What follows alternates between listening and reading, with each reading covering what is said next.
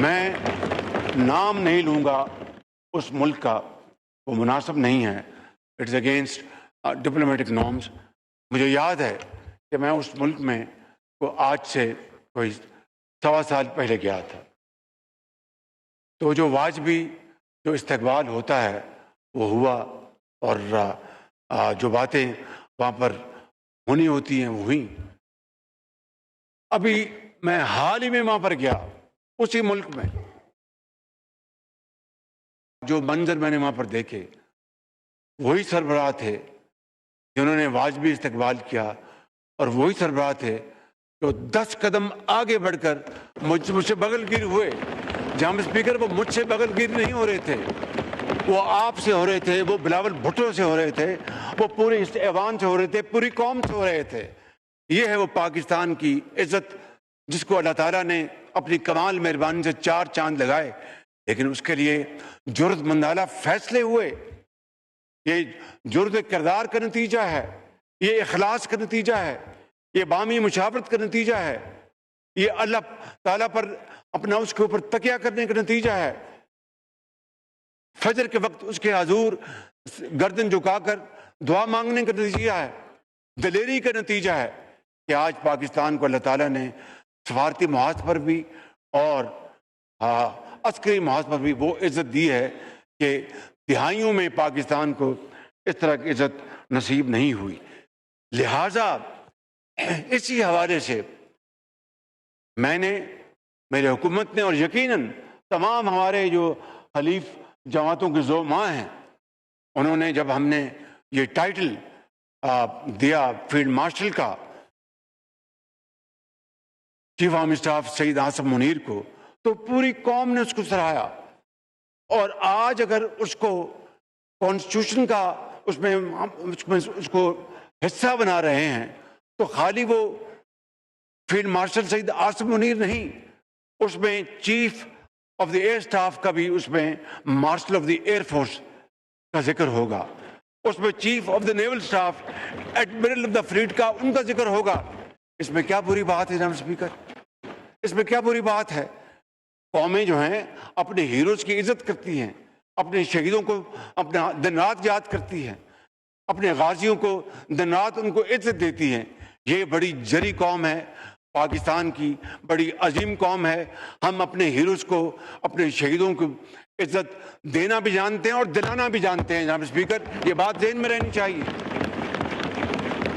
تو اس لیے میں سمجھتا ہوں کہ ہم نے یہ جو عمل جو ہے اس کو آئین کا حصہ بنایا ہے۔ میں یہاں پر کوئی اختلافی بات نہیں کرنا چاہتا۔ بلاول بھٹو صاحب میرے انتہائی قریبی ساتھی ہیں اور چھوٹے بھائیوں کی طرح ہیں۔ انہوں نے اپنی تقریر میں بڑی اچھی تقریر کی، انہوں نے بڑی پرجوش تقریر کی اور بڑی ریلیونٹ تقریر کی انہوں نے، اور مجھ ناچیز کے بارے میں بھی 1-2 اچھی باتیں کی، میں ان کا شکر گزار ہوں۔ لیکن میں یہ کہنا چاہتا ہوں کہ ان کی اور میری سوچ یا ہماری سوچ میں کوئی فرق نہیں۔ اگر صوبے مضبوط ہوں گے، وفاق مضبوط ہوگا، وفاق مضبوط ہوگا، صوبے مضبوط ہوں گے۔ یہ 4 اکائیاں وفاق مل کر پاکستان بنتا ہے جناب اسپیکر۔ لہٰذا یقیناً کچھ سوال پیدا نہیں ہوتا کہ کوئی یونیلیٹرلی 18ویں ترمیم میں یا NFC ایوارڈ میں کوئی ترمیم ہو سکے، جب تک کہ ایک مکمل مشاورت نہ ہو، ہماگیر مشاورت نہ ہو، کنسلٹیشن نہ ہو۔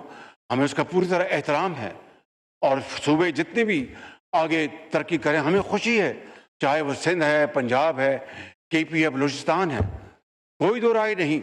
اور جس طرح چیئرمین نے بتایا کہ سروسز کے اوپر جو ٹیکس ہے اس کی ایفیشنسی صوبوں میں بہت اچھی ہے، وی آر ویری ہیپی، اور بھی اس میں بڑھوتی آنی چاہیے اور وہ محنت کریں۔ لیکن میں کسی بحث میں جائے بغیر، آج یہ موقع نہیں، نہ میں NFC کے اوپر بات کروں گا، نہ 18ویں ترمیم کو بات کروں گا۔ میں یہ بات کروں گا وہ چیز جو پاکستان کو اور وفاق کو مضبوط کرتی ہے، میں اس کے ساتھ ہوں۔ جو پاکستان اور وفاق کو کمزور کرتی ہے، میں اس کے خلاف اس کے میں۔ یہی وجہ جناب اسپیکر، یہ آج کی بات میں نہیں کر رہا، میں دہائیوں سے یہ بات کر رہا ہوں۔ بعض میری پارٹی کے اندر لوگ اس سے اختلاف کرتے تھے کہ وزیر اعظم شہباز شریف آپ یہ کیوں کہتے ہیں؟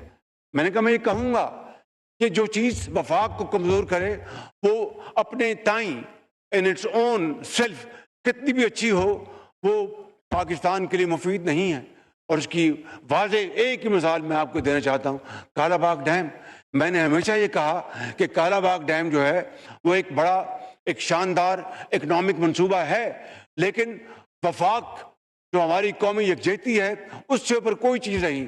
اگر کالا باغ ڈیم ایک نہیں 100 کالا باغ ڈیم ہوں, اس سے اگر وفاق کو نقصان پہنچے تو میں اس کے حق میں نہیں ہوں. بالکل جناب اسپیکر, تو اسی اسپرٹ سے ہم باقی باتیں کرتے ہیں. میں آج صرف ایک بات فوڈ فار تھاٹ چھوڑ کے جا رہا ہوں کہ ساری باتیں ایک طرف کرتے ہیں. دہشت گردی کا مقابلہ افواج پاکستان کر رہی ہیں, لا انفورسنگ ایجنسی جو صوبوں میں وہ بھی کرتی ہیں. آج دہشت گردی کے خلاف سب سے زیادہ قربانیاں کون دے رہا ہے جناب اسپیکر؟ وہ ہمارے فوج کے جوان اور افسر. یقیناً باقی ساتھ پولیس ہے, ان کے سپاہی افسر, لیکن جب آپ تعداد گنتے ہیں تو سب سے زیادہ اس وقت قربانیاں وہ ہمارے فوج کے افسران اور سپاہی دے رہے ہیں. اسی طرح آپ کی رینجرز کی جو فوج ہے, اگین اے فیڈرل ایجنسی.